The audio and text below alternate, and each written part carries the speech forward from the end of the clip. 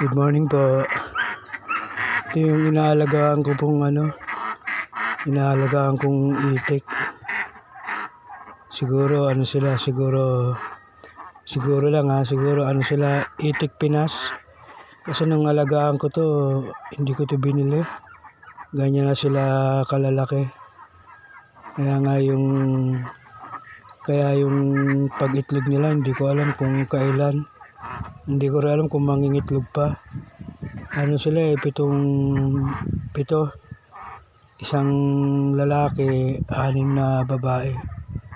Hindi ko rin alam kung ano yung edad nila. Pero sana mangitlog pa sila. Sana kayanin pa. Ayun yung lalaki, yung pinakakulay green yung muka.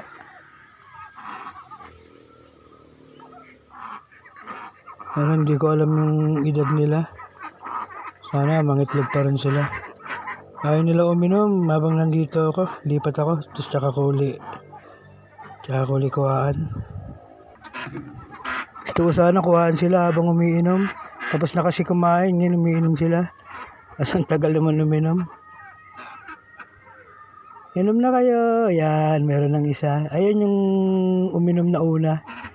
Siya po yung lalaki.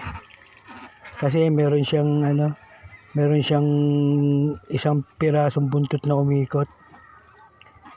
Sino kaya pwede makahingi sana ako ng payo? Hindi ko alam kung ano na edad nila eh. Hindi ko rin alam kung mangingitlog pa sila. Payo sana yung pinakatama kong gawin para mapaitlog ko sila.